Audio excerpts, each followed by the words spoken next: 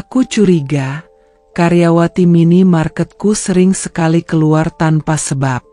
Semua kebenaran terungkap saat karyawatiku yang baru 6 bulan kerja, tiba-tiba mengaku hamil. Ternyata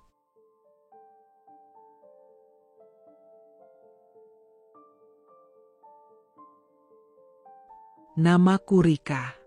Usia 33 tahun.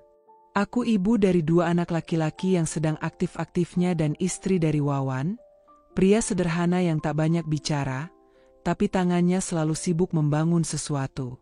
Termasuk minimarket kecil kami di ujung gang perumahan. Ya, kami punya minimarket sendiri. Ukurannya tak seberapa, tapi cukup untuk menampung sembako, camilan, sabun, bahkan jajanan anak-anak. Letaknya strategis, dekat dengan lapangan dan pos ronda, bikin orang-orang gampang mampir. Apalagi Wawan pintar membaca peluang. Ia pasang kipas angin di dalam, bangun tempat duduk kayu di depan toko, bahkan sediakan wifi gratis. Jadilah minimarket itu bukan sekadar tempat belanja, tapi tempat nongkrong. Ramai terus, dari pagi sampai malam. Orang-orang bilang aku beruntung. Rika enak ya, punya suami kerja keras, mandiri, usahanya jalan, kata Bu Intan, tetangga sebelah rumah yang sering minta dikasih utang sabun cuci. Aku hanya tersenyum. Nggak seindah yang kelihatan, Bu, tapi alhamdulillah. Jawabku, seperti biasa. Padahal dalam hatiku, aku memang bersyukur. Karena aku tahu betapa kerasnya Wawan berjuang. Ia kerja siang malam, bahkan dulu rela tidur di lantai toko waktu kami belum punya karyawan. Sekarang sudah ada 2 pegawai, anak-anak muda. 1 perempuan berjilbab bernama Rara, 1 lagi cowok tinggi pendiam namanya Andi. Wawan tipe suami yang tidak romantis. Tapi dia selalu bawakan aku gorengan sepulang dari belanja ke pasar induk. Ia bukan yang suka bilang, I love you, tapi tak pernah lupa menyuruh anak-anak cium tangan sebelum tidur. Dan yang paling membuatku percaya padanya, adalah caranya memperlakukanku. Tidak pernah meninggikan suara, tak pernah menyentuh dengan marah, dan selalu melibatkan aku dalam keputusan apapun tentang usaha. Sampai satu malam, semuanya berubah. Saat itu aku baru selesai menidurkan anak-anak. Aku turun ke dapur untuk menyimpan cucian piring ketika suara notifikasi Wawan terdengar dari sofa ruang tamu. Ponselnya tertinggal. Biasanya ia bawa ke warung, tapi kali ini tidak. Aku bukan tipe istri yang suka kepo. Tapi waktu layar menyala dan muncul nama Rara dengan pesan berbunyi, Mas, aku nggak bisa tidur mikirin kejadian tadi siang. Wajah termenung. Tubuhku seperti membeku. Jantungku memompa tak karuan. Tangan gemetar saat meraih ponsel itu. Aku tahu aku harusnya tidak membuka pesan itu. Tapi aku sudah terlanjur menelan rasa penasaran yang tak bisa dibatalkan. Pesan itu bukan satu-satunya. Chat sebelumnya ternyata panjang sekali.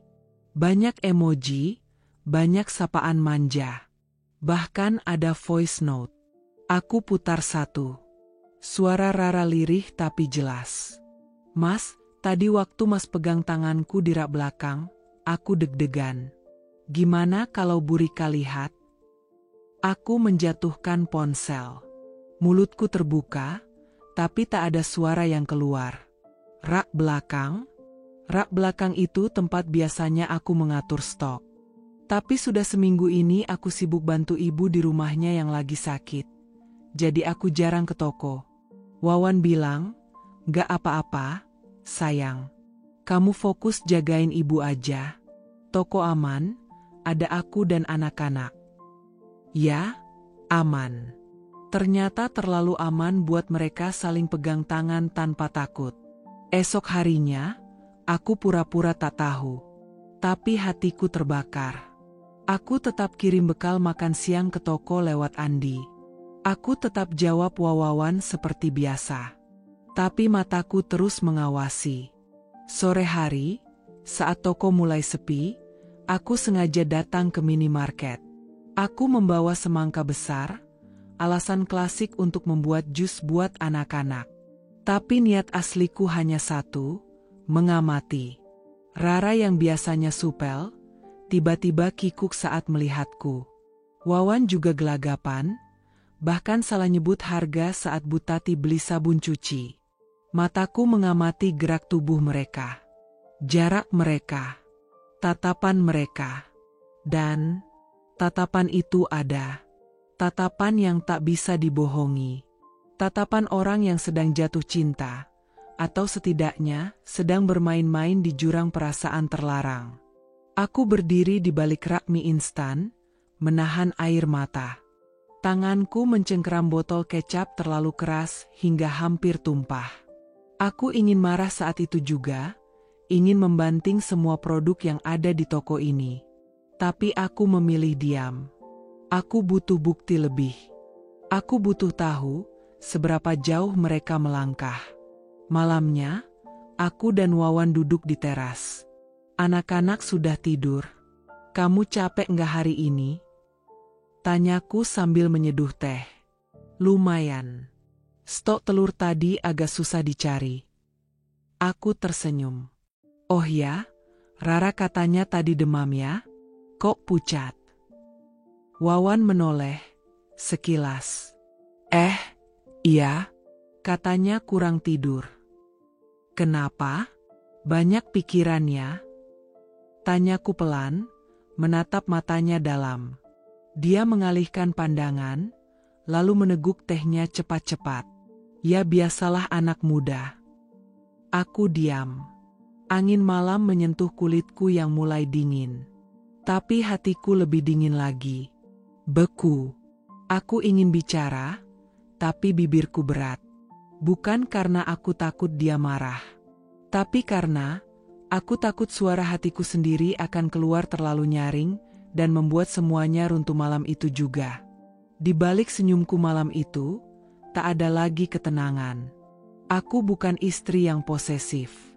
Tapi aku tahu, seorang wanita bisa mencium ketika tempatnya mulai digeser secara perlahan. Dan malam itu, aku tahu, aku sedang berdiri di etalase kebahagiaan yang mulai retak dari dalam. Pagi itu seperti biasa, aku mampir ke warung kopi milik Bu Erni di ujung gang setelah mengantar anak-anak sekolah. Warung kecil itu memang tempat berkumpul para ibu-ibu komplek. Mereka biasanya duduk melingkar, membicarakan hal-hal ringan, kadang serius, kadang cuma soal harga cabai dan sinetron terbaru. Tapi pagi itu, suasananya terasa lain. Aku baru saja duduk dan memesan kopi hitam ketika telingaku menangkap nama yang sangat kukenal. Ih, itu karyawan minimarket si Wawan cantik-cantik terus ya. Tapi kok cepat keluar masuk. Ucap Bu Yuli, sambil menyeruput kopi sambil angkat alis. Baru bulan lalu si siapa tuh, yang tinggi semampai itu, langsung resign. Yang rambutnya dicat coklat itu, kan? Timpal Bu Sari cepat. Aku pikir dia betah kerja di situ. Soalnya aku sering lihat dia diantar Wawan pulang. Aku langsung berhenti mengaduk kopi. Ya Allah, serius, Bu? Suara Bu Weni tak kalah seru. Dulu juga ada yang kerja di situ, namanya Lilis, baru 2 minggu udah mundur. Alasannya sih, katanya, nggak nyaman. Tapi ya siapa yang tahu? Mereka semua tertawa kecil, tapi tawa yang menyimpan racun. Tawa yang mengiris kalau yang dibicarakan itu, suamimu. Aku menyembunyikan gelisahku di balik senyum. Namanya juga orang usaha, Bu. Mungkin memang susah cari yang cocok, kataku ringan, walau dadaku mendadak berat. Rena yang duduk di sampingku melirik pelan. Kamu nggak kepikiran apa-apa, Rick? Bisiknya saat yang lain masih heboh membahas gosip minimarket. Maksudmu? Ya, kamu tahu sendiri, kan? Karyawan keluar masuk terus. Wawan juga sering antar mereka pulang. Aku bukannya nuduh, tapi kamu harus hati-hati. Katanya hati-hati, seolah takut menyakiti. Aku tersenyum hambar. Aku percaya sama Wawan. Tapi kepercayaan itu bukan berarti kamu tutup mata, balas Rena pelan. Aku terdiam. Entah kenapa ucapannya terasa seperti tamparan. Memang, aku percaya. Tapi sejak malam aku membaca chat dari Rara, keyakinan itu mulai retak. Dan sekarang, gosip ini membuat serpihan retakannya terasa lebih tajam. Malamnya, aku duduk di ruang tengah sambil pura-pura menonton TV. Wawan baru pulang dari minimarket, masih pakai kaos polos dan celana bahan warna abu-abu kesayangannya. Ia membawa kantong plastik isi roti dan gorengan. Ini, buat kamu. Tadi lewat warung Bu Parto, katanya sambil menyodorkan bungkusan. Terima kasih, jawabku singkat. Wawan melirikku, lalu duduk di sebelahku. Kamu kenapa? Mukanya kayak habis nelen cabai rawit mentah. Aku tertawa kecil, mencoba menormalkan suasana. Enggak, cuma capek. Dia mengangguk, lalu memakan risol dari bungkusan. Besok siang aku ke pasar sama Rara ya. Mau ambil stok baru. Aku menoleh cepat. Rara? Iya, dia kan bagian pencatatan barang sekarang. Gak biasanya kamu ngajak karyawan perempuan ikut ke pasar. Wawan terdiam. Tangannya berhenti mengangkat gorengan. Ya, biar dia belajar. Kenapa? Aku menatap matanya lekat-lekat. Enggak, cuma kaget aja. Wawan kembali makan, seolah tak terjadi apa-apa. Tapi aku bisa merasakan kegugupan kecil di bahunya. Biasanya dia suka cerita detail. Tapi kali ini, terasa seperti menyembunyikan. Esok paginya, aku pura-pura ke rumah mama di ujung kota. Tapi sebenarnya, aku hanya berputar arah. Aku berdiri diam di balik warung mie ayam, mengintip dari kejauhan saat Wawan dan Rara keluar dari minimarket. Mereka tampak terlalu akrab. Wawan membawakan tas belanjaan, sementara Rara berjalan dengan senyum lebar. Tangannya menyentuh lengan Wawan sesekali sambil tertawa. Dan Wawan tidak menghindar. Hatiku teriris. Jadi gosip ibu-ibu warung kopi itu bukan sekadar bumbu siang hari. Ada sesuatu yang nyata di baliknya. Aku menunduk. Ingin menangis, tapi terlalu sakit bahkan untuk mengeluarkan air mata. Aku pikir aku cukup. Aku pikir usahaku membesarkan usaha bersama, membesarkan anak-anak, sudah jadi bukti kesetiaan yang tak perlu diragukan. Tapi ternyata, menjadi istri yang setia tidak menjamin kita tak akan diselingkuhi. Malamnya, aku duduk di dapur, mencuci gelas dengan keras. Wawan masuk sambil membuka helm. Kamu di rumah aja hari ini? Aku hanya menjawab dengan gumaman. Besok. Rara minta izin cuti. Katanya mau ke rumah orang tuanya di luar kota. Aku menoleh cepat. Cuti? Kenapa baru sekarang ngomong? Dia barusan bilang pas mau pulang. Lagi pula dia juga butuh istirahat. Jawab Wawan enteng. Aku menatap wajahnya. Raut lelah itu kini terasa asing. Bibirnya yang dulu penuh candaan, kini hanya menyisakan senyum kosong. Dan matanya, tak lagi bisa menatapku dalam-dalam seperti dulu. Aku tahu, aku harus melakukan sesuatu. Bukan untuk membuatnya kembali, tapi untuk menyelamatkan diriku dari kebodohan yang lebih dalam Della. Nama itu mulai sering terdengar di rumah kami sejak 6 bulan lalu. Katanya, dia karyawan baru di minimarket. Umurnya masih 21 tahun. Lulusan SMK jurusan Tata Niaga. Anak perantauan dari Blitar yang tinggal di kos-kosan kecil tak jauh dari warung Bu Erni. Awalnya aku tak terlalu memperhatikan. Wawan bilang dia butuh tambahan tenaga, karena minimarket makin ramai dan stok makin banyak.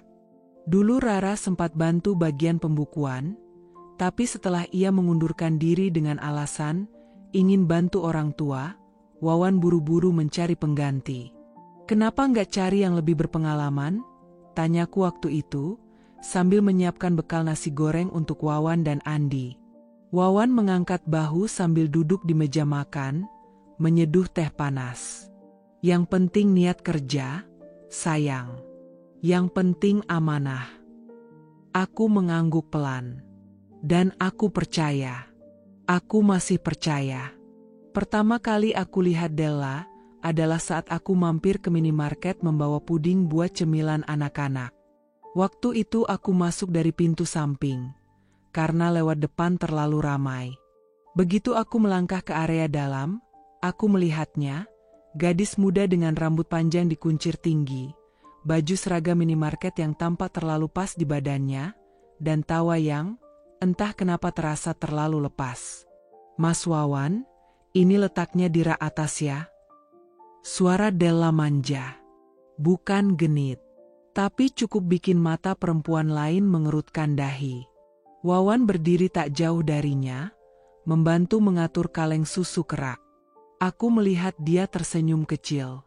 Bukan senyum profesional, tapi senyum terlalu akrab. Aku pura-pura batuk dari balik rak bumbu dapur. Della menoleh cepat. "Oh, Bu Rika. Maaf, saya nggak tahu ibu datang." Aku melangkah maju dengan senyum. "Nggak apa-apa. Saya cuma ngantar puding buat Mas Wawan." "Oh, puding. Wah, saya suka banget, Bu," katanya sambil nyengir lebar. Aku hanya tersenyum. Dalam hati, aku mencatat, terlalu manis. Terlalu cepat dekat. Terlalu nyaman. Wawan ikut menyambutku dengan wajah biasa saja. "Kamu kok nggak bilang mau ke toko?" "Biar kejutan," jawabku santai, meski dada rasanya mulai sesak. Malam itu, saat kami bersantai di ruang TV, aku mulai bertanya pelan-pelan. "Della tinggal di mana?" "Di kosan belakang warung mie ayam," katanya sama sepupu, jawab Wawan tanpa menoleh dari layar ponsel. "Anaknya sopan ya, ramah juga." Wawan mengangguk. "Ya, bagus kan? Pelanggan juga suka." Aku menggigit bibir bawahku. "Tapi dia terlalu santai kalau ngomong sama kamu." Wawan langsung menoleh. "Maksud kamu?" "Ya, biasa aja sih. Cuma terasa aja, Mas. Intonasinya beda kalau bicara ke aku, dan kalau ke kamu." Dia terkekeh pelan. "Ah, kamu kebanyakan mikir. Namanya juga anak muda. Kalau terlalu pendiam, nanti dibilang gak ramah." Aku terdiam. Tak ingin memperpanjang. Tapi benakku tak berhenti menimbang-nimbang. Della terlalu cepat dekat. Terlalu manis. Dan aku terlalu banyak melihat pola itu belakangan ini. Beberapa hari kemudian, aku mampir ke minimarket lagi. Kali ini sengaja. Aku bilang ke Wawan kalau aku mau bantu urus stok agar tahu perkembangan barang. Dia sempat kelihatan terkejut, tapi mengiyakan. "Ya udah, nanti kamu cek bagian belakang aja. Soalnya Della biasanya ngatur yang di depan," katanya. Bagian depan? Saat aku datang, benar saja. Della sedang melayani pembeli di kasir. Tapi caranya bicara, entah kenapa seperti hostes, bukan penjaga minimarket. "2 susu ultra, 1 roti tawar ya, Kak. Nih, rotinya pilih yang lembut ya. Favorit Mas Wawan juga. Loh," katanya sambil tertawa ke ibu-ibu muda di depan kasir. Aku langsung membeku di pintu. Ibu-ibu itu melirik sesama, lalu berbisik, aku tahu arah gosip akan segera terbentuk. Aku melangkah masuk, menyapa pelan. Pagi, Del. Oh, Bu Rika. Mau bantu-bantu lagi nih? Aku mengangguk. Iya, kangen suasana toko. Della mengangguk sambil tersenyum, lalu berkata sambil mencatat di buku kecil. Kalau saya sih, tiap hari betah di sini. Nyaman banget. Hehehe. Dan entah kenapa, aku merasa kalimat itu ditujukan padaku. Seolah-olah Della sedang memberi peringatan diam-diam bahwa dia tak akan semudah itu pergi seperti Rara. Malam itu, aku tak bisa tidur. Wawan sudah terlelap di sebelahku. Aku menatap langit-langit kamar sambil memeluk guling. Ingatanku berputar. Dari pesan Rara, gosip warung kopi, dan sekarang. Della. Ada benang merah yang makin jelas. Aku bangkit dari tempat tidur, mengambil ponselku. Membuka Instagram. Kubuka akun Della, yang diam-diam kutemukan 2 hari lalu setelah aku lihat namanya di komentar unggahan akun lokal kampung kami. Story-nya masih aktif. Ada foto sepiring nasi goreng dan tulisan kecil di bawahnya. Katanya, spesial buatan, seseorang, wajah tersenyum dengan mata bahagia. Aku terdiam. Hari ini aku memang buat nasi goreng. Tapi aku pastikan tidak menyisakan untuk siapapun kecuali keluarga. Dan Wawan, dia minta dibungkusin lebih. Katanya buat Andi. Aku memejamkan mata. Tanganku bergetar. Perasaan percaya yang dulu teguh mulai runtuh perlahan. Aku masih istri sahnya. Tapi sepertinya, hatinya kini sedang bertualang entah kemana. Dan Della, gadis 21 tahun itu terlalu manis untuk sekadar karyawan biasa dari luar. Minimarket kami selalu tampak hidup. Ramai. Selalu ada yang keluar masuk. Anak-anak nongkrong sambil beli ciki dan minuman dingin. Ibu-ibu bawa kantong kresek penuh sembako. Bahkan kurir-kurir ekspedisi yang sudah hafal jalur pengiriman rutin. Tapi entah kenapa, sejak beberapa minggu terakhir, aku merasa suasana di dalam minimarket itu tak seperti biasanya. Bukan karena tokonya sepi, tapi karena senyum suamiku, Wawan, tak lagi semurni dulu. Dan gerak-geriknya makin sulit kutebak. Hari itu aku pergi ke rumah Bu Erni, tetangga paling update sedesa. Aku hanya berniat menanyakan resep sambal tempe yang enak buat lauk anak-anak. Tapi seperti biasa, obrolan kami meluncur ke arah yang tidak kuduga. Rick, bukan apa-apa ya, Bu Erni berkata sambil mengaduk kopi sachet di gelas. Tapi Mas Wawan itu sekarang makin rajin di toko, ya? Aku mengerutkan dahi. Memangnya kenapa, Bu? Gak apa-apa sih, cuma biasanya kan kamu yang sering bantu di sana. Sekarang kok tiap pagi malah Wawan terus yang buka.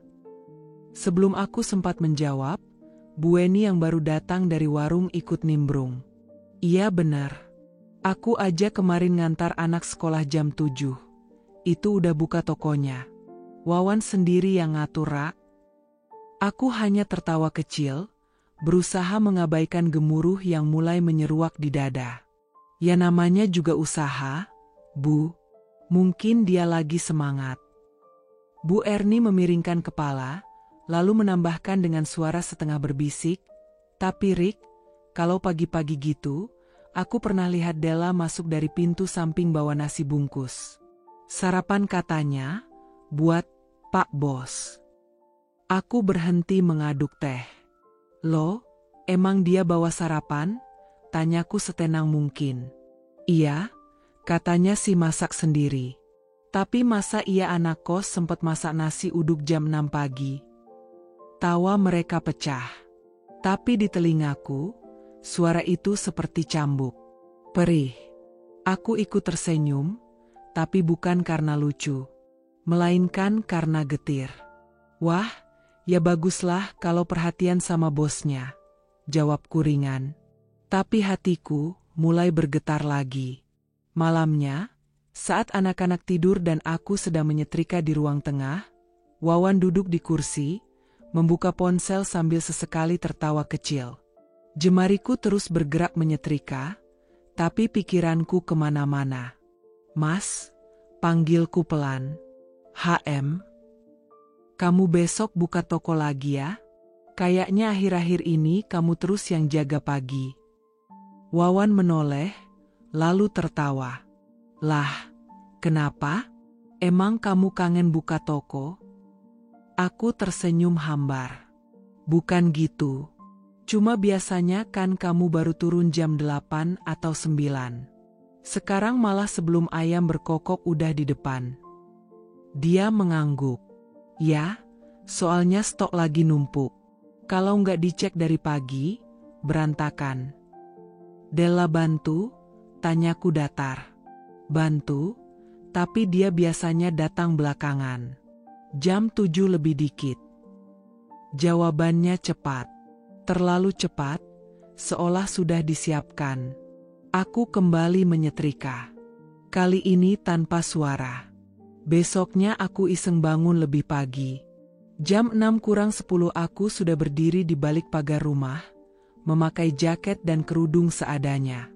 Aku ingin melihat sendiri, apakah benar Della mengantar sarapan seperti kata Bu Erni. Dan benar saja. Dari arah gang kecil, Della berjalan cepat sambil menenteng kotak makan berwarna pink. Ia memakai hoodie tipis, wajahnya terlihat segar. Dan saat ia belok ke arah samping minimarket, pintu kecil yang biasa terkunci, terbuka. Ia masuk, tanpa mengetuk. Seolah bukan tamu, tapi penghuni. Aku menarik napas panjang. Perih itu mulai menusuk. Beberapa hari setelahnya, aku memutuskan datang ke toko tanpa memberitahu Wawan. Aku berdalih ingin mengantar kardus bekas untuk dijual ke tukang loak. Tapi sebenarnya, aku hanya ingin memantau langsung. Saat aku masuk dari pintu belakang, suasana toko tampak biasa. Tapi ketika aku melangkah lebih dalam, aku mendengar suara tawa pelan dari area stok. "Mas, aku tuh beneran gak jago masak. Tapi tadi tuh aku niat banget goreng ayamnya sampai 2 kali loh." Itu suara Della. "Makanya tadi enak banget. Kamu pasti jodohku di dapur," jawab suara Wawan sambil tertawa pelan. Jantungku serasa berhenti berdetak. Aku melangkah mundur. Tak jadi menyapa. Tak jadi masuk. Aku keluar lewat pintu samping dengan kaki gemetar.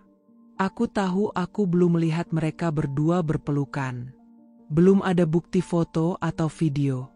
Tapi saat kau mendengar suamimu berkata, "Kamu jodohku di dapur," kepada karyawannya, apalagi yang bisa dijadikan alasan? Aku berjalan pulang pelan. Melewati ibu-ibu yang sedang menyapu teras, melewati warung Bu Erni yang sedang menanak nasi, melewati gang kecil yang semakin sempit di dadaku. Dan saat aku sampai di rumah, aku duduk di lantai ruang tengah. Menatap kosong. Minimarket kami masih ramai. Tapi di balik keramaian itu, aku tahu ada yang tak beres. Setelah melihat sendiri bagaimana Della masuk ke minimarket dari pintu samping membawa sarapan pagi untuk Wawan, hatiku tak pernah benar-benar tenang lagi. Aku mencoba menepis kecurigaan itu, mencoba berpikir logis. Mungkin hanya perhatian anak muda kepada bos yang dianggap seperti kakak sendiri.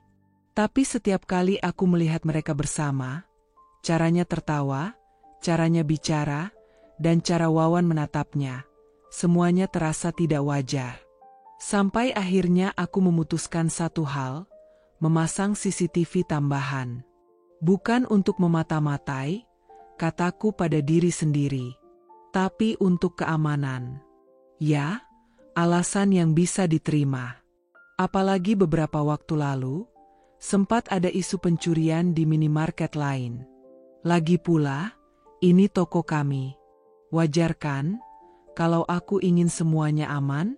Hari itu aku sengaja datang siang hari, saat toko sedang tidak terlalu ramai. Aku menyapa Della seperti biasa, lalu masuk ke ruang belakang tempat Wawan biasanya duduk di depan laptop, memeriksa stok dan nota pembelian.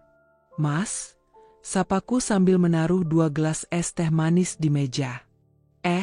Tumben bawa es teh, katanya sambil tersenyum. Aku mau ngomong soal toko. Boleh? Tanyaku, duduk di kursi seberang. Wawan mengangguk, masih sibuk mencocokkan data di laptop. Aku kepikiran mau pasang CCTV tambahan di beberapa sudut toko. Buat keamanan. Biar kalau ada pencurian kecil-kecilan, bisa ketahuan. Wawan menghentikan ketikannya. Matanya menatapku tajam. CCTV? Iya. Ada tukang yang biasa pasangin. Nanti bisa dicek area rak belakang, bagian kasir, dan pintu samping juga. Kan sering orang iseng masuk lewat samping. Mas? Wawan mengerutkan dahi. Nggak usah lebay, Rick. Minimarket kecil gini aja dipasangin CCTV segala. Nada suaranya naik. Kasar.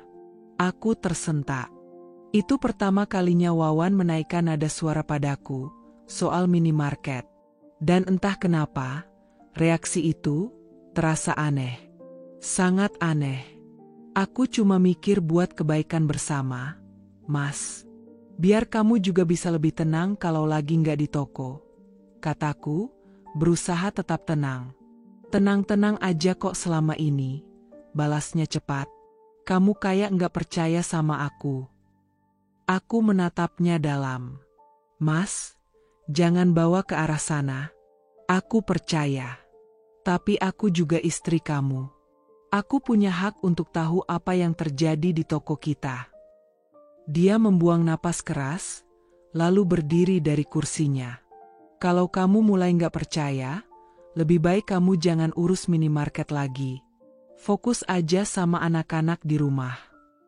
Ucapannya menohokku. Aku terdiam. Mataku mulai panas. Tapi aku tahan air mata itu agar tak jatuh. Baik, Mas, kataku pelan. Kalau itu maumu. Aku melangkah keluar dari ruang belakang. Della berdiri di dekat rak mie instan, pura-pura menyusun stok. Tapi aku bisa melihat dari ekor mataku, dia mencuri pandang dengan tatapan penasaran. Atau, mungkin puas? Malamnya, aku merenung di kamar. Duduk bersandar di kasur dengan kepala penuh tanda tanya.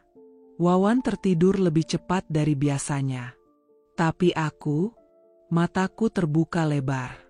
Reaksi Wawan tadi benar-benar mengganggu pikiranku. Kenapa dia marah?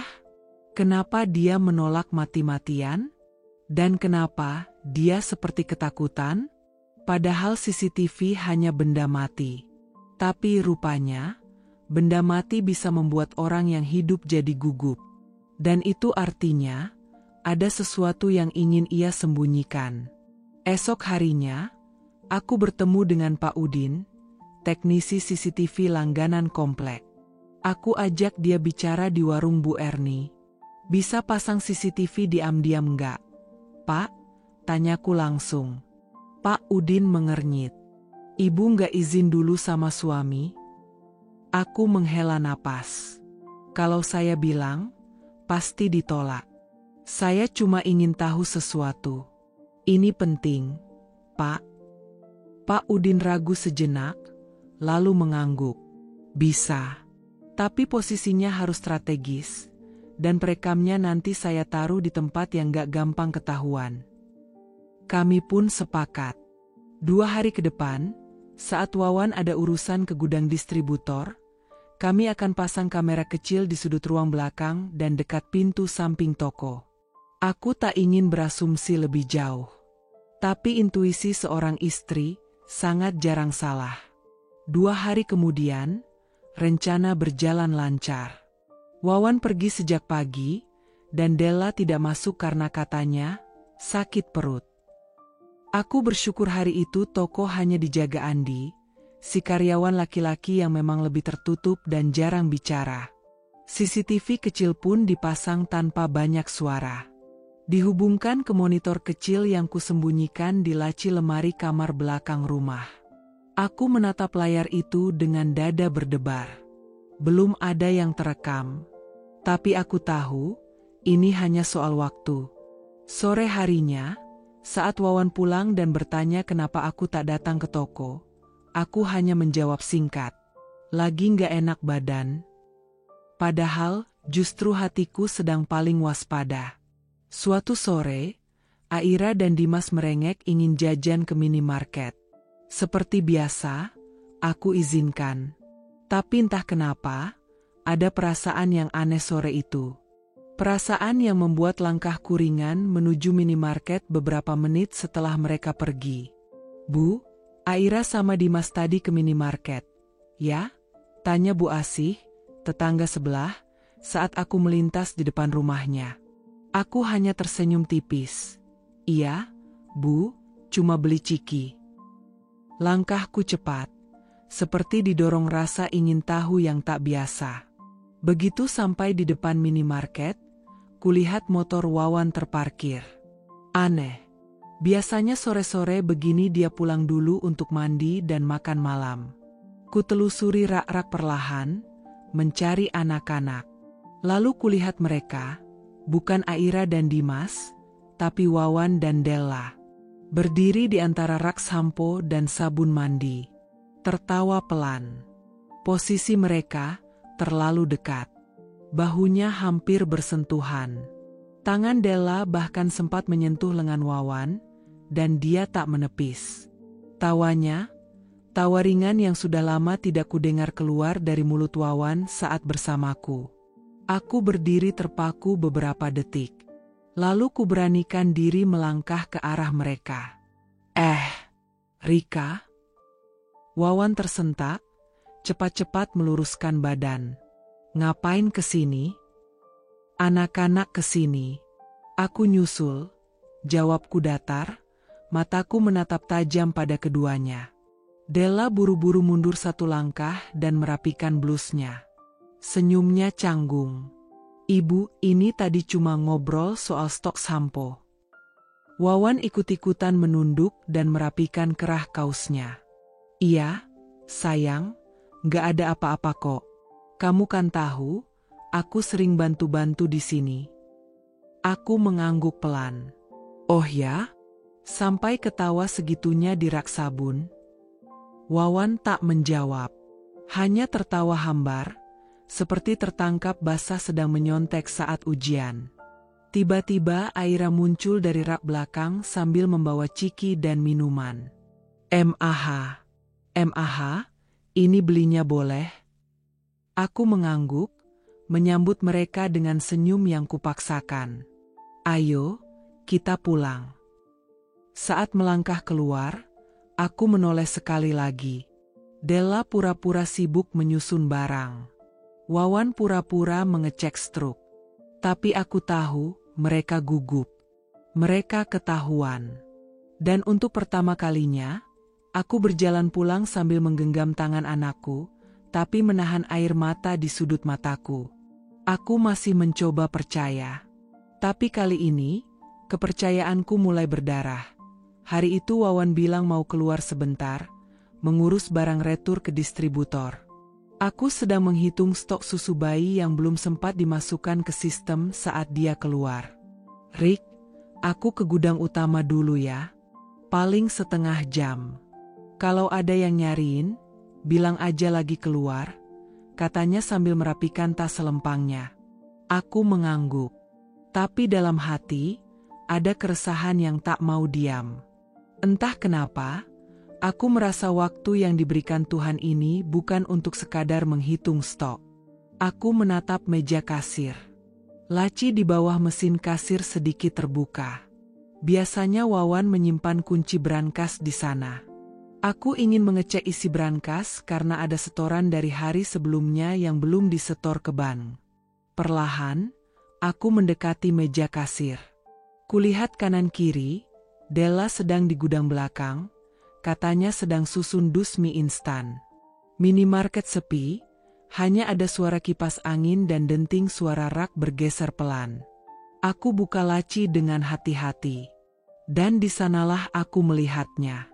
Sebuah plastik bening kecil, tidak ditutup rapat, berisi 2 strip test pack, dua-duanya menunjukkan 2 garis merah tegas. Di sampingnya ada blister vitamin prenatal, dan selembar kertas hasil cek laboratorium. Tanganku otomatis gemetar. Aku duduk perlahan di kursi kasir. Mataku menatap test pack itu seperti melihat benda asing yang seharusnya tidak ada di sana. Aku ambil lembaran hasil cek itu. Atas namanya, tertutup lipatan, tapi jenis tesnya jelas, urin test, HCG positif. Dan di bawahnya tertulis, usia kehamilan diperkirakan 6 minggu. Hatiku mencelos. Kakiku rasanya berat.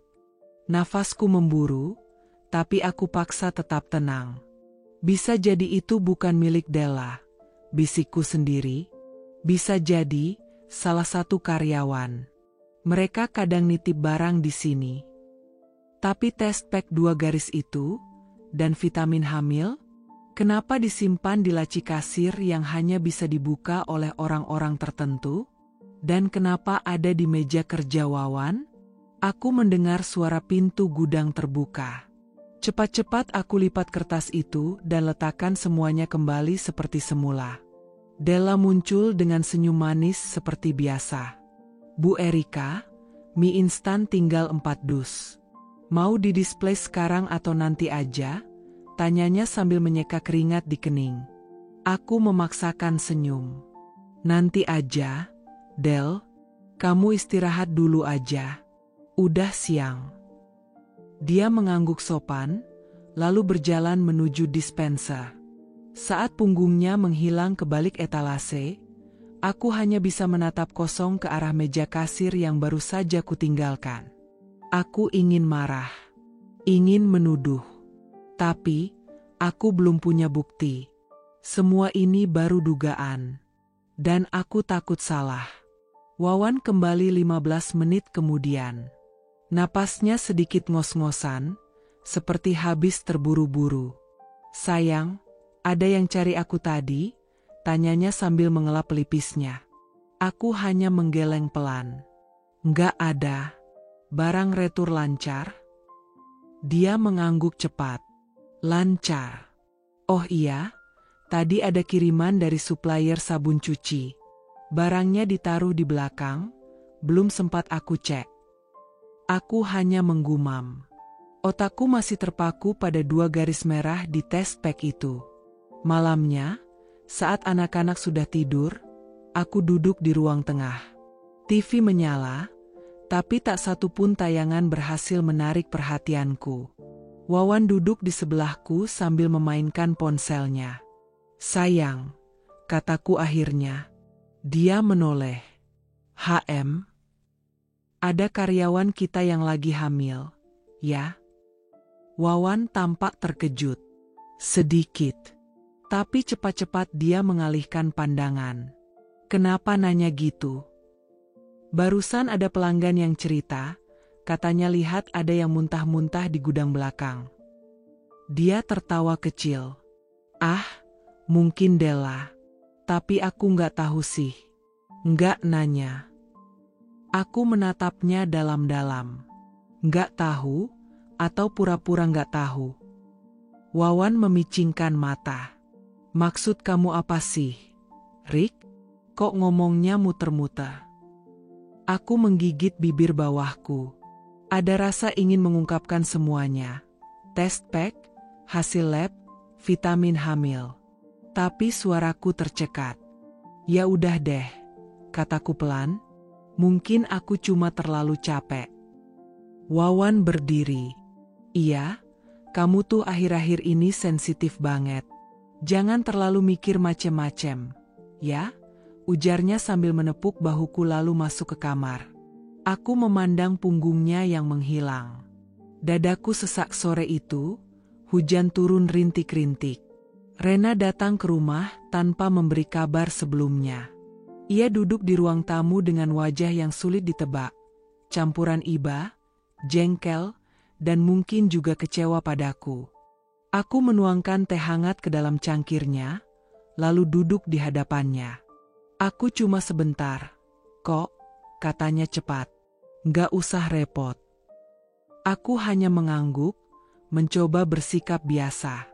Tapi aku tahu, kedatangannya kali ini bukan sekadar mampir minum teh. Sudah seminggu terakhir, Rena sering terlihat gelisah setiap kali kami berbicara. Seperti menahan sesuatu. Dan akhirnya, sore itu, ia tak tahan lagi. "Rick," katanya pelan tapi tegas, "kamu gak capek pura-pura gak tahu?" Aku diam. Jantungku mencelupkan detak ke dalam keheningan ruang tamu. Suara hujan jadi semakin nyaring, menggema di sela-sela kesunyian kami. "Maksudmu?" tanyaku akhirnya, walau aku tahu maksudnya apa. Rena menghela napas panjang. "Kamu sahabatku. Tapi aku juga manusia, Rick. Aku gak tahan lihat kamu dibohongin terus." Aku memeluk cangkir tehku, seperti mencari kehangatan yang bisa meredam rasa dingin di dalam dada. Tapi ternyata, teh itu tak cukup kuat untuk menghangatkan hati yang mulai beku karena curiga. "Aku gak punya bukti, Ren. Dan aku masih pengen percaya dia," kataku lirih. Rena langsung menyandarkan punggungnya ke sofa. "Kamu masih mau percaya setelah semua itu? CCTV yang ditolak, mereka ketahuan terlalu dekat di rak sampo. Terus obat itu, test pack itu, Rick." Aku menunduk. Bahkan sekarang, suara test pack 2 garis masih menggema di kepala. Aku masih ingat betul plastik bening itu. Isinya mencolok di antara kunci-kunci dan uang receh di laci kasir. Dan yang membuat semuanya semakin menusuk, lembaran cek kehamilan itu tertulis nama depan seseorang dengan inisial D. "Kalau itu milik Della?" tanya Rena seperti membaca pikiranku. "Kamu pikir dia punya pacar? Rick, kamu pernah lihat cowok lain jemput dia? Pernah dengar dia ngobrol soal pacarnya ke karyawan lain?" Aku menggeleng pelan. "Nggak pernah. Tapi kamu pengen tetap percaya Wawan?" potong Rena. Kali ini suaranya naik sedikit. "Dia suamimu." "Iya. Tapi kamu juga perempuan, Rick. Jangan tutup mata. Kamu tuh istri sahnya. Kamu yang punya minimarket itu. Kamu yang selama ini berjuang bareng dia." Aku menggigit bibir bawahku. "Apa kamu nunggu dia ngaku duluan?" lanjutnya. "Atau kamu nunggu sampai perut Della beneran membesar di depan matamu?" Aku mengangkat wajahku, menatapnya. "Jangan kayak gitu, Ren. Aku belum siap dengar itu." Rena melunak. Ia mendekat, menggenggam tanganku. "Aku tahu ini sakit. Tapi kamu gak bisa terus menyangkal, Rick. Kalau kamu terus-terusan menolak kenyataan, kamu bakal makin disakiti. Wawan bukan cowok yang kamu nikahi dulu. Dia berubah. Dan kamu tahu itu." Aku mengangguk pelan. Air mata mulai memenuhi pelupuk mataku, tapi aku tahan. Aku tidak ingin menangis di depan Rena. Aku ingin tetap terlihat kuat, walau dalam hati aku sudah nyaris runtuh. "Kamu ingat nggak?" lanjut Rena sambil menatapku lembut. "Berapa kali kamu cerita soal Wawan dulu? Tentang betapa dia selalu bantu kamu jaga toko, antar anak sekolah, ngingetin kamu makan?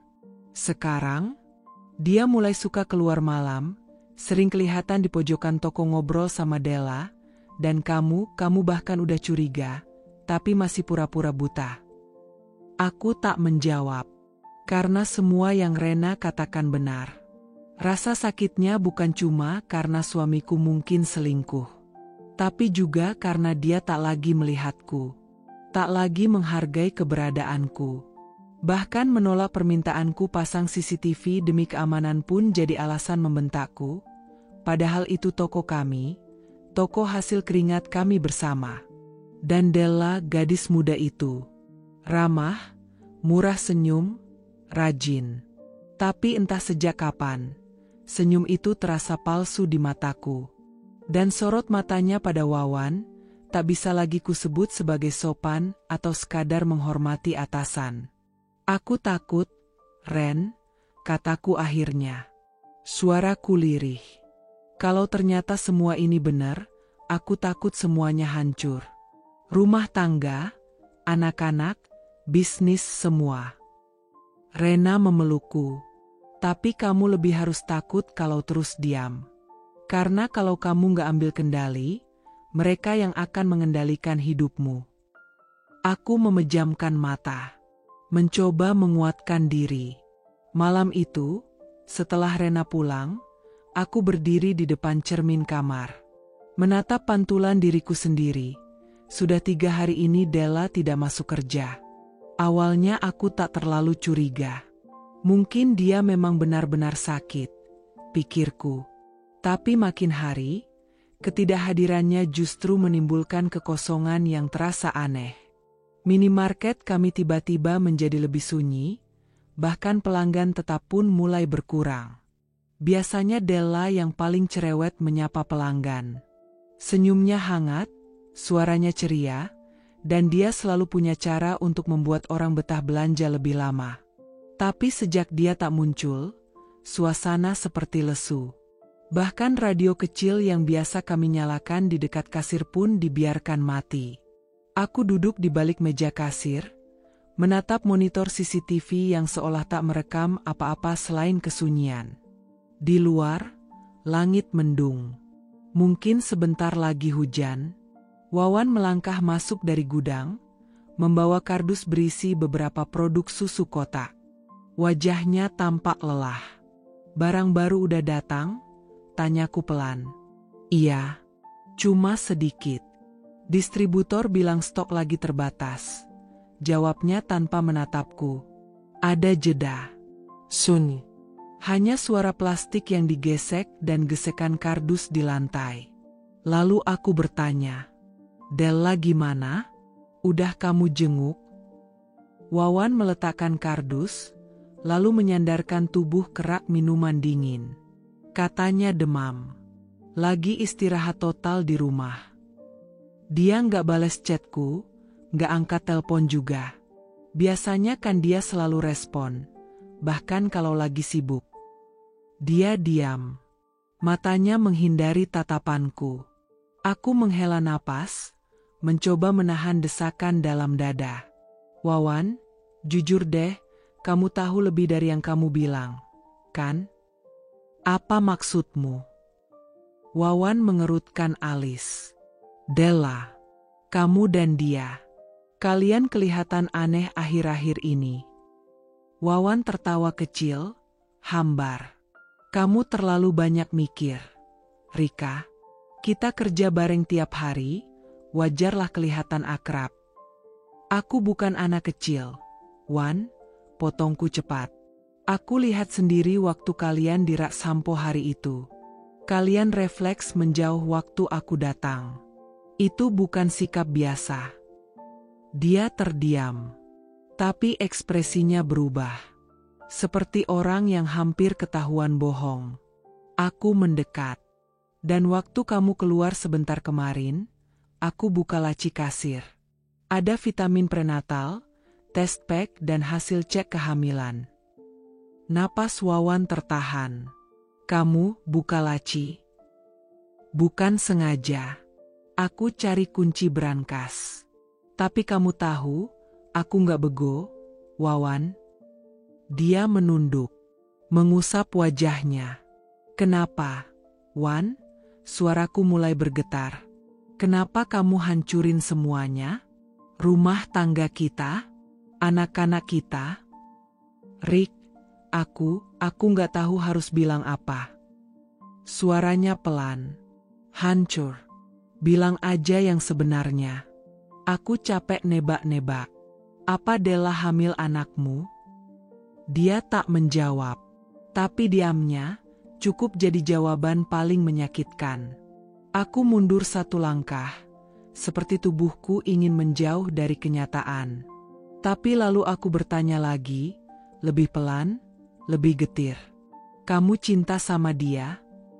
Wawan mendongak. Matanya merah. Aku nggak pernah niat ninggalin kamu. Tapi semuanya terjadi begitu aja. Della perhatian, dia ada waktu aku lagi pusing mikirin usaha. Aku menahan napas, menunggu kalimat bodoh itu selesai.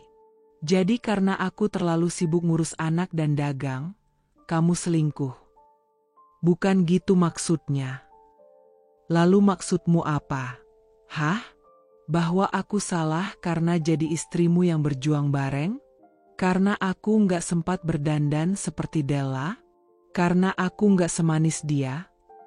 Wawan hanya menunduk lagi, tak punya jawaban. Aku menggeleng. Air mata mulai memenuhi mata, tapi aku tahan. Kamu tahu nggak?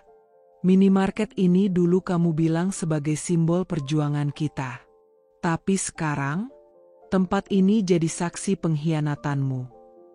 Wawan akhirnya berjalan keluar dari ruang kasir. Entah karena tak tahan, atau memang lebih memilih kabur daripada menghadapi luka yang dia buat sendiri. Hari itu, aku duduk lama di kursi kasir, menatap etalase yang kosong. Rak-rak yang biasanya ditata oleh Della kini berantakan.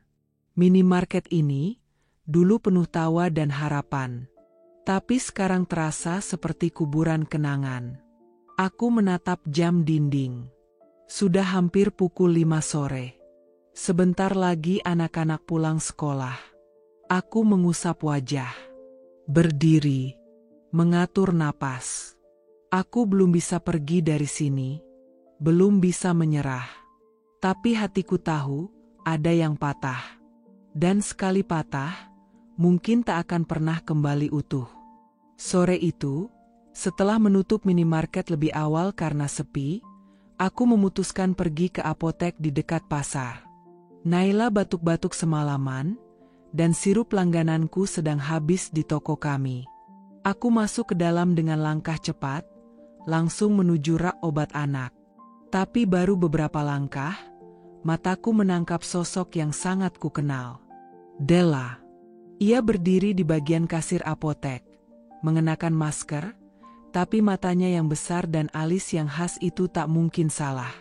Ia tampak gugup, sibuk menyembunyikan sesuatu ke dalam tasnya. Tapi aku melihatnya jelas, kotak test pack dan sekotak vitamin ibu hamil. Jantungku seperti dihantam palu. Untuk beberapa detik aku terpaku, menatapnya dari balik rak. Dan Della pun akhirnya menyadari kehadiranku.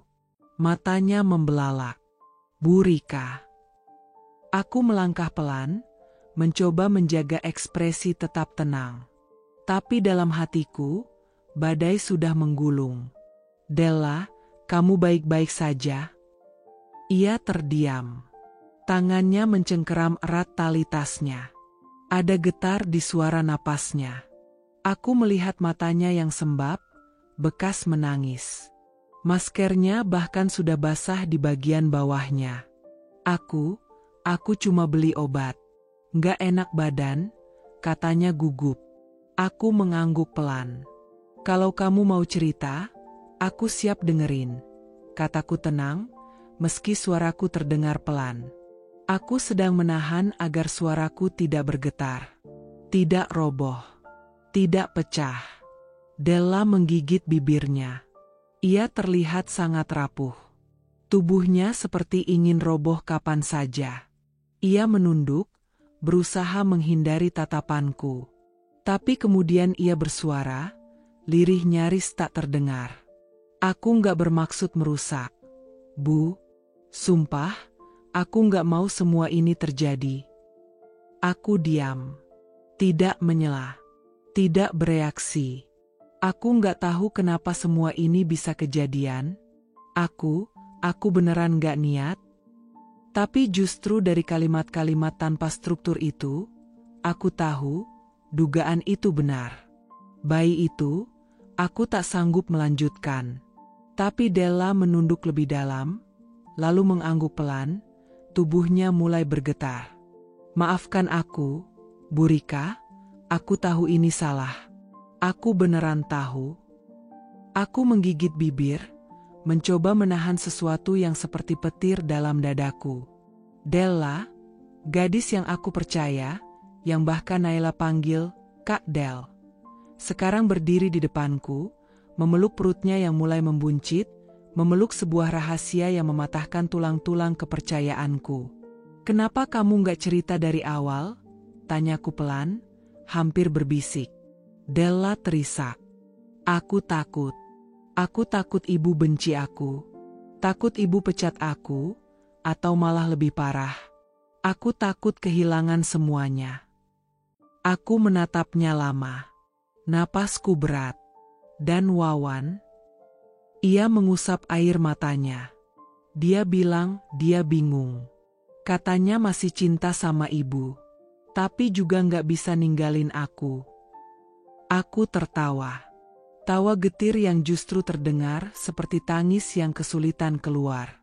Dia bilang masih cinta sama aku, tapi dia tidur dengan kamu.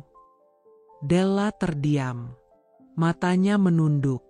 "Kalian melakukannya di belakangku, di tempat kerjaku, di bisnis yang aku bangun dari hasil susah payah. Dan dia bilang cinta? Apa artinya semua ini?" Suaraku pecah akhirnya. Della mendekat, berusaha menyentuh lenganku. "Bu Rika, aku nggak mau semua ini jadi seperti ini. Aku siap pergi. Aku bisa keluar dari kota ini. Aku mundur satu langkah. Jangan sentuh aku," bisikku. Mata Della membelalak. "Bu, aku benar-benar minta maaf." Aku menatap gadis itu dengan luka yang tak bisa kulukis. Bukan karena dia semata, tapi karena aku tahu Wawan membuat pilihan. Dan dari sekian banyak kemungkinan, ia memilih menusuk dari belakang. "Aku butuh waktu," kataku akhirnya. "Aku butuh berpikir. Tapi satu hal yang pasti, Della." Ia menatapku, matanya penuh kecemasan. "Aku tidak akan pernah bisa mempercayai kamu lagi." Tangisnya pecah, dan aku meninggalkannya begitu saja di depan apotek. Hujan turun saat aku melangkah keluar. Tapi aku tidak peduli.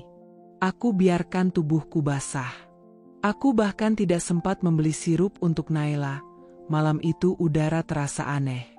Dingin menusuk, meskipun tidak hujan. Entah kenapa, aku merasa resah. Seperti ada sesuatu yang sedang menuju ke arahku. Saat aku hendak mengunci pagar, mataku menangkap sebuah amplop putih terselip di celah besi. Aku menoleh kanan kiri. Jalanan sepi. Tak ada siapa-siapa. Tanganku gemetar saat membuka amplop itu. Isinya 2 lembar, satu hasil USG, dengan nama pasien yang sengaja dihapus stabilo, hanya terlihat samar inisial, D, dan tanggal yang sangat baru. Dan satu lagi, selembar kertas lusuh bertuliskan tangan. "Maaf. Aku tidak tahu harus bagaimana. Aku tidak pernah berniat menghancurkan keluarga orang. Tapi semuanya terlanjur, dan aku juga bingung harus bagaimana menjelaskannya." Aku mengenali tulisan itu. Tulisan tangan Della. Dengan lekukan huruf G dan Y yang khas. Tapi yang membuat jantungku benar-benar berhenti sesaat adalah satu kata di pojok kanan bawah. Wawan. Bukan ditulis sebagai pengirim, tapi seolah sebagai subjek utama surat itu. Entah maksudnya menyampaikan tentang Wawan, atau kepada Wawan, atau darinya. Amplop itu tidak ditandatangani. Tapi tidak butuh tanda tangan untuk membuatku mengerti. Aku terduduk di tangga depan rumah. Nafasku sesak. Antara ingin menangis, marah, atau berteriak, tapi tidak bisa. Aku melemparkan amplop berisi hasil USG dan surat itu ke meja makan. "Ini apa? Wawan? Kamu masih bilang aku lebay?" Wawan menatap kertas itu. Wajahnya langsung pucat. Tapi mulutnya masih mencoba menyelamatkan keadaan. Itu bukan apa-apa. Jangan asal nuduh." "Asal nuduh?" Aku tertawa getir. Nama kamu tertulis jelas di pojok suratnya, Wan. Dan kamu mau bilang tulisan Della itu bukan tulisan dia? Dia memijat pelipisnya. Nafasnya berat. Kamu tahu aku stres, Rick. Minimarket makin sepi. Kamu sering pulang malam dari toko roti. Aku hilaf. Tapi aku gak pernah niat ninggalin kamu. Aku gak minta kamu ninggalin aku. Aku cuma minta kamu jujur. Apa? Kamu anak SMA yang baru ngerti arti tanggung jawab. Aku meninggikan suara. Dan saat itulah, suara kecil terdengar dari arah tangga. Mama, Papa, kenapa berantem? Anak kami, Alia dan Raffi, berdiri dengan piyama. Mata mereka berkaca-kaca. Alia memeluk adiknya, seolah jadi pelindung bagi si kecil yang belum paham apa-apa. Hatiku runtuh seketika. Masuk kamar, nak, kataku lembut. Mama dan Papa cuma ngobrol. Tapi mereka tidak bergerak. Air mata Raffi mulai jatuh. Alia menggigit bibirnya kuat-kuat. Papa bohong ya sama Mama, bisik Alia lirih. Aku tak tahan. Aku peluk mereka erat-erat. Sementara itu, Wawan masih berdiri membatu, matanya nanar menatap anak-anak kami. Lihat, Wan, bisikku sambil menangis. Mereka masih kecil, tapi mereka tahu luka yang kamu buat lebih besar dari sekadar pengkhianatan. Hari masih gelap saat aku mulai mengemas koper. Matahari bahkan belum sempat menyapa, tapi mataku sudah terlalu lelah untuk terpejam semalam. Tanganku bergetar saat melipat pakaian anak-anak, sambil sesekali mengusap air mata yang tak kunjung kering sejak malam kemarin. Kertas hasil USG itu masih ada di atas meja makan. Amplopnya terbuka, tulisannya buram oleh air mataku semalam. Nama Wawan di pojoknya seperti menamparku terus-menerus, pengingat bahwa luka ini bukan mimpi. Rika, kamu mau kemana? Suara Wawan terdengar dari pintu kamar. Aku tak menoleh. Ke rumah Mama. Sementara waktu. Aku butuh tenang. Wawan masuk pelan, masih mengenakan kaos lusuh dan celana pendek. Rambutnya berantakan. Tapi yang paling berantakan adalah ekspresi wajahnya, campur aduk antara panik, menyesal, dan ketakutan. Bawa anak-anak juga? Tanyanya lirih. Ya, mereka butuh suasana lebih baik. Mereka lihat kita bertengkar tadi malam. Wawan, kau pikir mereka nggak terguncang? Ia menarik napas panjang. Aku tahu aku salah. Aku hilaf. Rick, aku nggak tahu kenapa bisa sejauh ini. Aku menoleh cepat. Kamu nggak tahu? Serius? Wawan? Kamu yang main belakang sama karyawan di minimarket, dan kamu bilang kamu nggak tahu kenapa bisa sejauh ini. Aku, awalnya cuma kasihan sama dia. Della itu sendirian di kota ini, kerja banting tulang. Aku sering pulang malam, dia bantu urus banyak hal. Lama-lama, aku sendiri nggak sadar perasaan itu muncul. Dan waktu kamu sadar, tanyaku dingin. Wawan terdiam, lalu menunduk. Sudah terlambat. Hatiku kembali mencelos. Aku menghela napas panjang. Aku butuh pergi. Aku butuh menjauh. Kalau aku tetap di sini, aku akan membenci kamu setiap detiknya. Dan aku nggak mau anak-anak melihat aku seperti itu. Aku mohon jangan pergi. Kita bisa omongin ini baik-baik. Pintanya sambil melangkah mendekat. Aku menahan diri untuk tidak mundur. Aku butuh waktu. Bukan omongan. Bukan janji. Tapi keheningan. Aku ingin mengumpulkan sisa-sisa diriku yang hancur. Ia terlihat frustasi. Aku akan akui semuanya ke keluargamu kalau kamu mau. Aku siap tanggung jawab kalau memang Della. Aku menatap tajam. Kalau memang Della hamil anakmu? Wawan menunduk lagi. Aku belum tahu pasti. Dia nggak jawab pesanku. Dan kamu pikir aku harus tinggal dan nunggu kalian cari tahu itu? Sementara setiap hari aku makan di meja makan ini sambil lihat wajah laki-laki yang mungkin sudah punya anak dari perempuan lain. Wawan terdiam. Tak ada pembelaan. Tak ada lagi bantahan.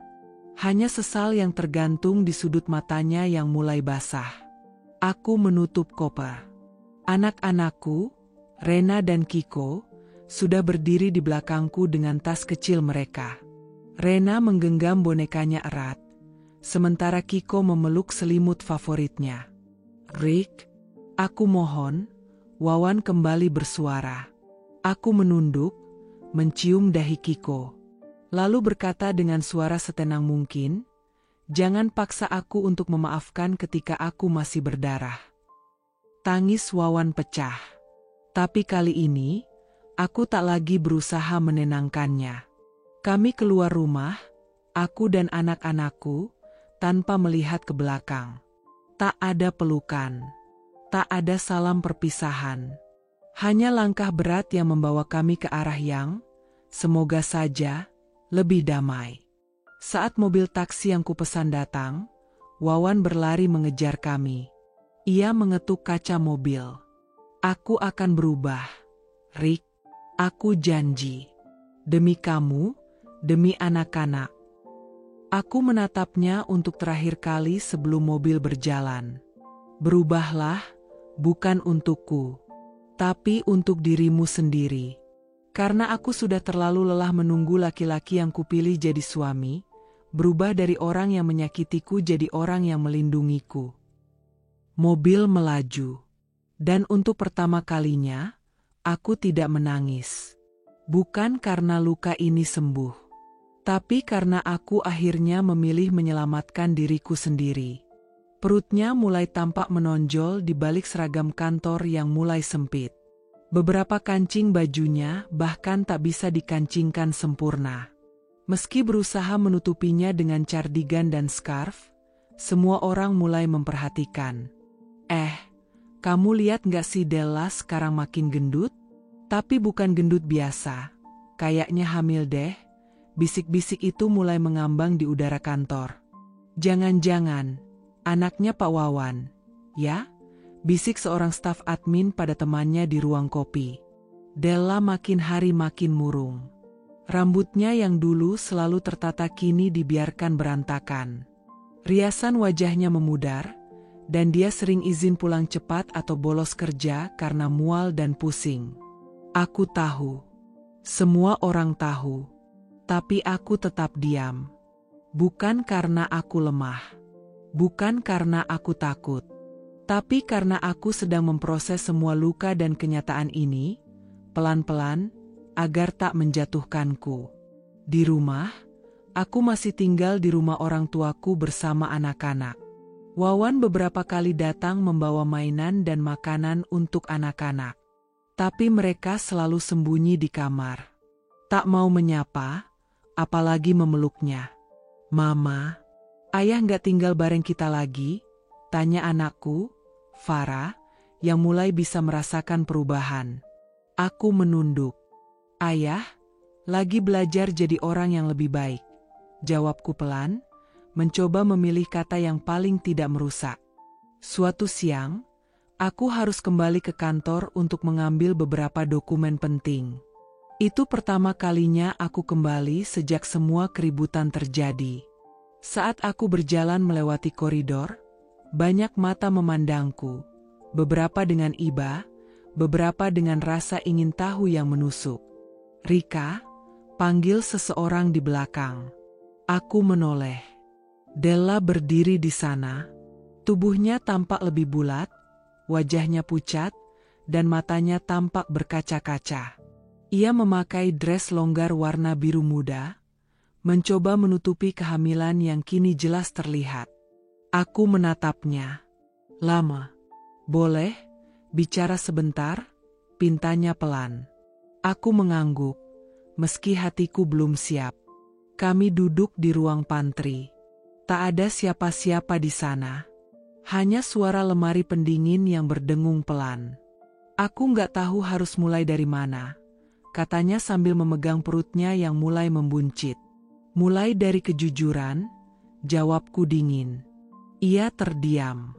Lalu, air matanya jatuh tanpa suara. Waktu itu aku bodoh. Aku lemah.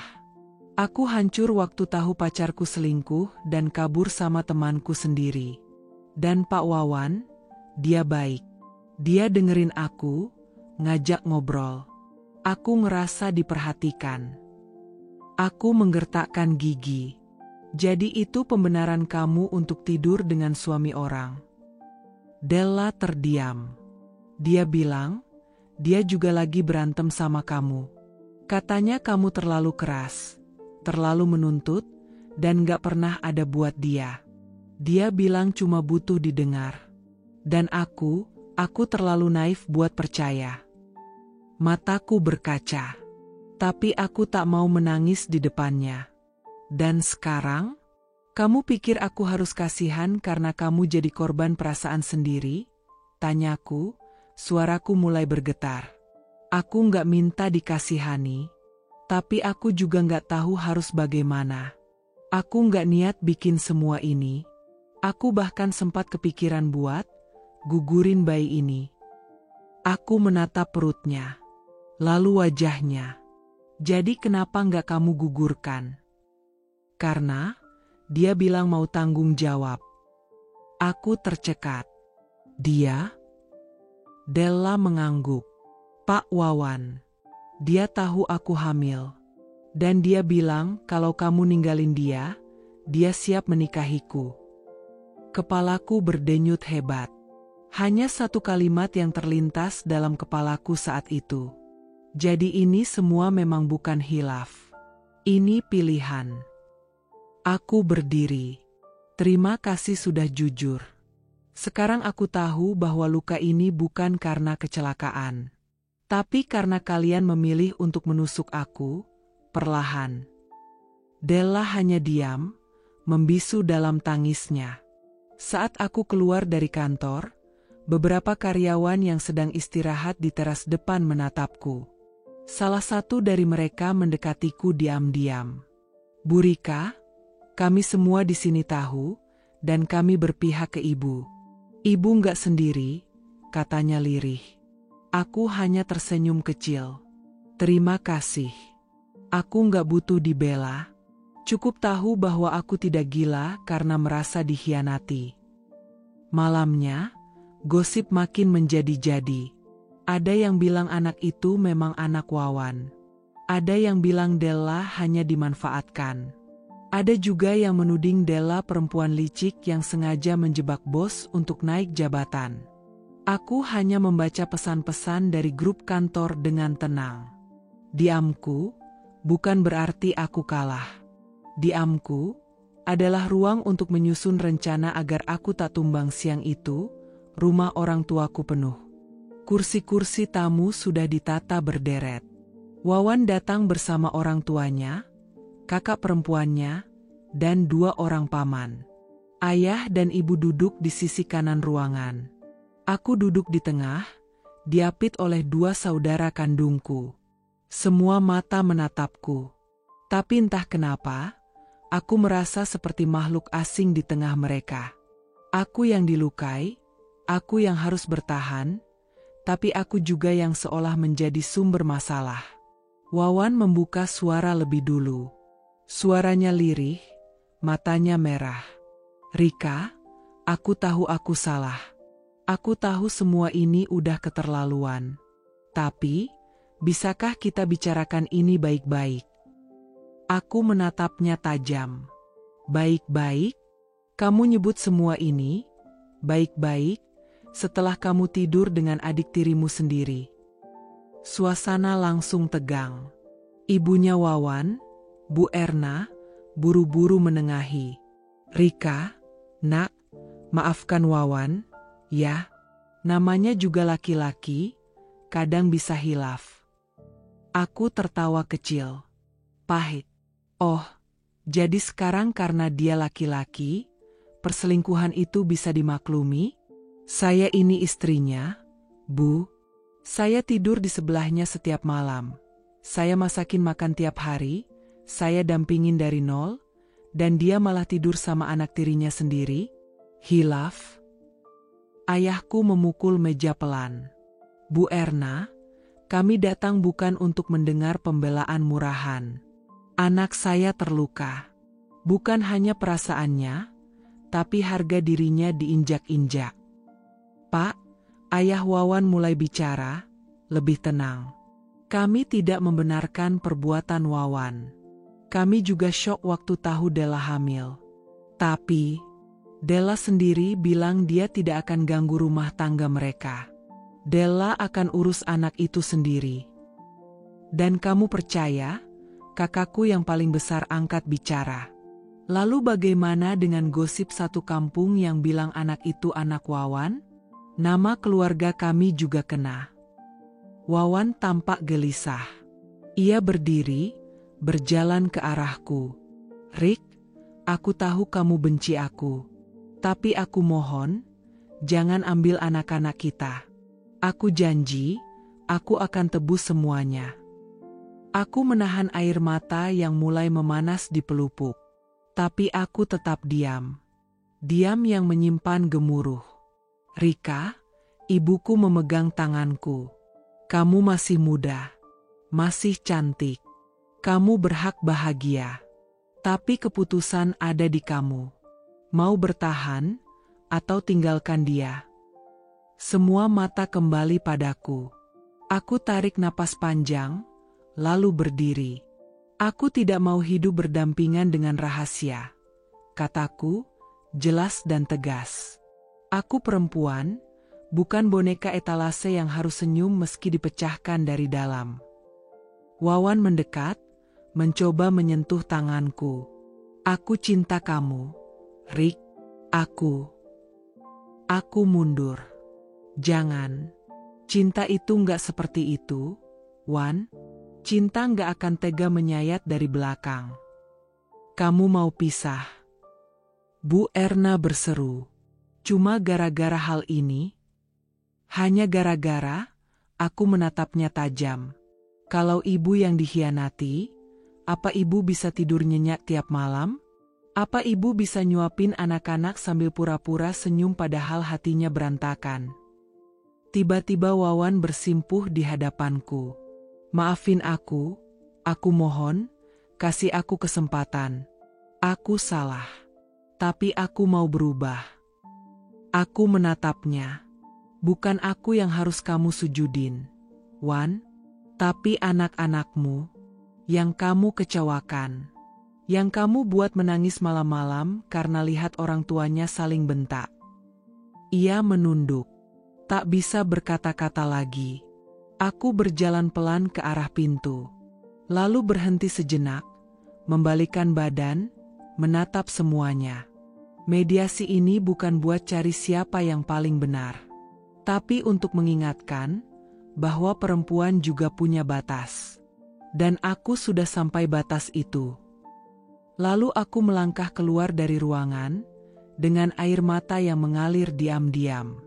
Dan saat langkahku menjauh, aku tahu, tak ada yang benar-benar menang dalam pengkhianatan. Tapi setidaknya, aku tak lagi duduk diam dan mengalah. Aku kembali. Tapi bukan sebagai istri yang pulang membawa kerinduan. Aku kembali dengan kepala tegak, dada yang penuh luka, dan tekad yang lebih keras dari baja. Bukan untuk memaafkan Wawan. Bukan untuk memperbaiki rumah tangga yang telah retak dan hancur. Aku kembali untuk mengambil apa yang selama ini ikut kuperjuangkan, minimarket kecil itu. Tempat aku dulu berdiri dari subuh, mencatat stok, melayani pelanggan, bahkan mempelajari pembukuan lewat YouTube karena kami tak sanggup membayar pegawai keuangan. Kini mereka mau menyingkirkan aku seperti tak pernah ada. Tapi aku bukan perempuan yang akan mengalah hanya karena dianggap lemah. Aku datang ke toko itu pagi-pagi, dengan kunci lama yang ternyata masih bisa membuka gembok rolling door-nya. Wawan yang baru datang setengah jam kemudian kaget melihatku berdiri di balik meja kasir. "Rick," serunya. "Kamu ngapain di sini?" Aku menoleh perlahan. Ambil alih bagian yang seharusnya jadi hakku. Kamu nggak bisa seenaknya, Rika. Ini usaha keluarga." Aku tertawa pendek. "Usaha keluarga yang kamu bangun dengan perempuan lain? Yang kamu kembangkan sambil menyembunyikan perempuan simpanan?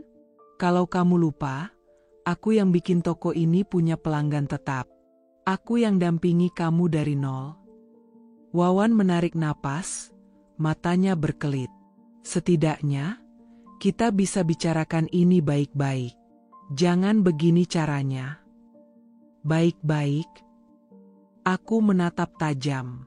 "Kamu pikir kamu menyembunyikan hubungan gelap itu dari aku baik-baik? Kamu pikir kamu pura-pura suci sambil Della makin hari makin gendut itu baik-baik?"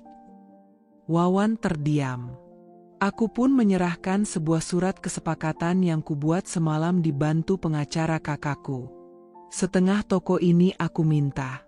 Separuh hak kepemilikan. Aku nggak butuh kompensasi. Aku cuma mau apa yang pantas."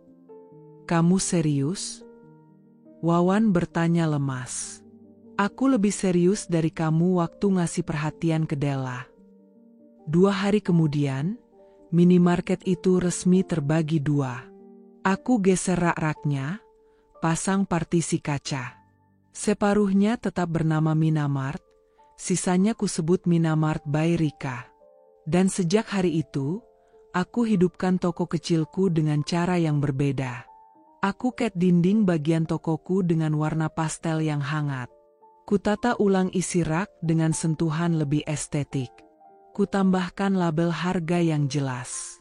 Aku pasang mesin EDC, kerjasama dengan ojek online untuk antar belanjaan warga. Tapi satu hal yang paling mencolok, aku pasang banner besar di depan toko bertuliskan, "Jujur adalah pelayanan terbaik." Banyak yang tertawa sinis. Termasuk Wawan. "Apa kamu pikir orang peduli slogan begitu?" katanya satu sore saat kami sama-sama mengisi stok barang, tapi tak saling bicara. Aku hanya menjawab lirih, "Yang peduli jujur akan datang dengan hati. Yang terbiasa bohong, akan pergi karena malu." Seminggu, 2 minggu, 3 minggu. Perlahan warga desa mulai berpindah ke sisi tokoku. Mereka bilang pelayanan lebih ramah, barang lebih lengkap, harganya pun lebih jujur. Mereka menyukai suasana yang kubangun, hangat, bersih, dan tidak penuh omongan di balik punggung. Kadang aku lihat Wawan berdiri di balik kaca, memperhatikan dari kejauhan. Raut wajahnya tak bisa bohong, dia tak menyangka aku bisa berdiri setegak ini. Suatu hari, seorang ibu datang ke kasirku sambil tersenyum. "Bu Rika, saya senang belanja di tempat ibu. Nggak cuma karena tempatnya nyaman, tapi karena saya lihat perempuan yang kuat. Nggak semua orang bisa pulang dalam keadaan hancur, terus bangun lagi seperti ini." Aku terdiam sejenak. Ingin menangis, tapi kutahan. Lalu kujawab pelan, "Kalau saya terus duduk meratapi luka, saya cuma akan jadi cerita sedih. Tapi kalau saya berdiri, setidaknya saya jadi contoh buat perempuan lain yang pernah dijatuhkan." Anak-anakku kadang ikut duduk di kursi kecil belakang kasir. Mereka bantu merapikan snack, mengepel lantai kecil, atau sekadar menggambar sambil menungguku selesai bekerja. Dan setiap kali aku melihat mereka tertawa, aku tahu, aku telah memilih jalan yang tepat. Aku tak tahu bagaimana akhir cerita ini. Tapi satu hal yang pasti, aku bukan lagi Rika yang memohon maaf dari lelaki yang menyembunyikan dosa. Kabar itu sampai padaku pagi-pagi lewat pesan dari salah satu tetangga. "Rick, Della udah lahiran di bidan belakang pasar. Nggak ada yang nemanin," katanya. Aku hanya membalas, "Semoga ibu dan bayinya sehat." Lalu kulipat ponselku. Hatiku tak bergetar sedikit pun. Dulu, mendengar nama Della saja dadaku sesak. Tapi kini, perasaanku sudah mati di titik yang ia sendiri gali bersama Wawan. Aku sedang duduk di meja kasir Minamart, mengenakan seragam biru muda yang baru kubuat untuk seluruh karyawanku. Di hadapanku berdiri Bu Yuni, janda dengan 2 anak yang baru sebulan bekerja denganku. "Bu Rika, boleh usul nggak?" katanya dengan suara pelan. "Boleh dong, Bu Yuni. Di sini semua boleh ngomong. Gimana kalau bulan depan kita adain promo sembako murah untuk ibu-ibu yang anaknya sekolah? Soalnya kan bentar lagi tahun ajaran baru." Aku menatapnya. Wajahnya tulus dan penuh semangat. "Ide bagus. Kamu buat aja dulu proposalnya. Kita bantu semampu kita. Kalau bukan kita yang saling nolong, siapa lagi?" Bu Yuni tersenyum lebar. Matanya berkaca-kaca. "Terima kasih, Bu Rika. Saya seneng banget kerja di sini." Aku membalas senyumnya. Tapi di balik semua ini, aku tahu semangatku berasal dari luka yang dulu coba mematikan aku. Di seberang sana, di minimarket milik Wawan yang kini tinggal nama, aku dengar kabar bahwa pelanggan makin jarang datang. Konon, ada yang melihat Wawan duduk berjam-jam di meja kasir sendirian. Tatapannya kosong. Tak ada lagi Della yang biasa ikut mondar-mandir manja. Tak ada karyawan yang dulu sibuk menyambut pelanggan. Hanya Wawan dan tokonya yang sepi, perlahan dimakan waktu. Suatu sore, saat aku baru pulang dari pasar grosir membawa stok dagangan, aku melihat sosok yang begitu familiar berdiri di depan minimartku. Wawan. Dia berdiri canggung, menunduk. Rambutnya tak serapi dulu. Celananya kusut. Matanya cekung. Di belakangnya, anak-anak dari ibu-ibu yang bekerja padaku tengah bermain dan tertawa. "Rika," panggilnya pelan. Aku menghentikan langkah, berdiri di bawah atap teras tokoku. "Ada perlu apa, Wawan?" tanyaku dingin tapi tenang. "Aku cuma pengen bilang aku nyesel," katanya. Suaranya gemetar. Aku nggak pernah nyangka semuanya bakal gini." Aku menatap matanya, dalam. Dulu, mata itu adalah tempatku pulang. Kini, hanya lubang kosong tanpa cahaya. Sayangnya, hidup bukan tempat main tebak-tebakan. "Wan," jawabku. "Kalau dulu kamu memilih jujur, mungkin kamu masih punya tempat di sisi anak-anakmu." Ia menunduk. "Della, dia pergi ninggalin bayi itu, Rick. Dia titipin di rumah ibunya, terus katanya mau kerja keluar kota." Aku menahan napas. Bukan karena kasihan, tapi karena tak habis pikir bagaimana bisa seseorang mempermainkan hidup orang lain seperti itu. "Bayi itu anakmu?" tanyaku akhirnya. Wawan mengangguk pelan. "Tes DNA nggak bohong?" Aku menatapnya lagi.